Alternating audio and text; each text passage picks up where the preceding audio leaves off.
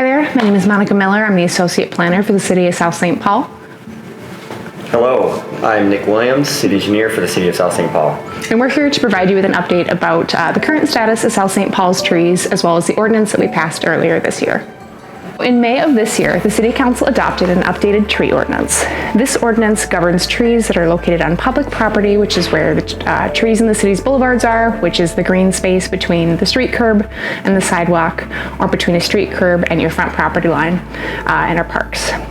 This ordinance was the result of nearly 2 years of study with input from the Planning Department, Engineering Department, and Public Works Department, as well as a careful analysis of the city's existing built environment. One of our biggest drivers with updating our ordinance is the devastating impact that emerald ash borer is having on the city's tree canopy.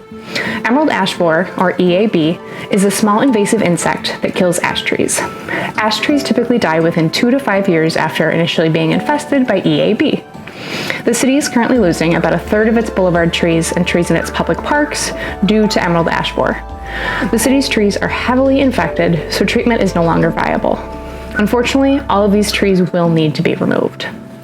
While this loss is devastating, it has created an opportunity for us to be able to evaluate our boulevard landscape to ensure that our future tree canopy is more diverse and will therefore be more resilient.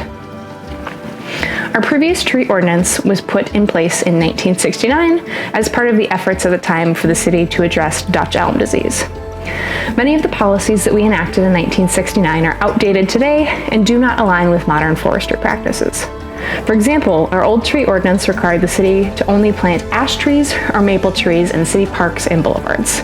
And obviously this is a problem because it does not promote species diversity, and if one of those species becomes diseased, like our ash trees did, it wipes out a large amount of the city's tree canopy population, which is what we're dealing with right now.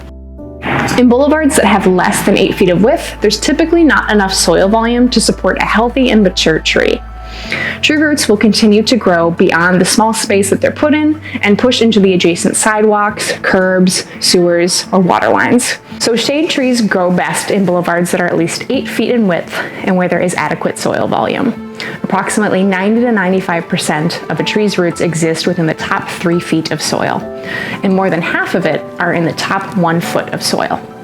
The previous tree ordinance did not include boulevard width standards, which led to large shade trees being placed in small boulevards where they outgrew the space in which they were planted and damaged the existing pavement, sidewalk, curb and gutter, and underground utilities. This has caused over $1 million in infrastructure improvements due to tree root conflicts in boulevards less than 5 feet.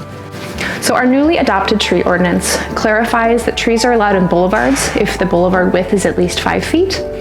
It updates the standards for boulevard trees, including the size, species, and spacing requirement from curbs, sidewalks, crosswalks, and intersections. Basically, we're trying to right size what trees we put where.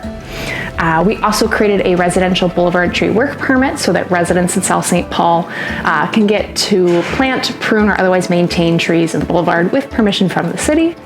And finally, the new ordinance makes it clear that the city will only get involved with the tree dispute on private property if the tree is diseased, damaged, or dead and is considered to be a public nuisance, which has a public safety threat to someone that's on a sidewalk, boulevard, public park, or public trail. If you have any questions about the information, please call 651-554-3225 or reach out to one of us directly. Thank you for your patience and understanding.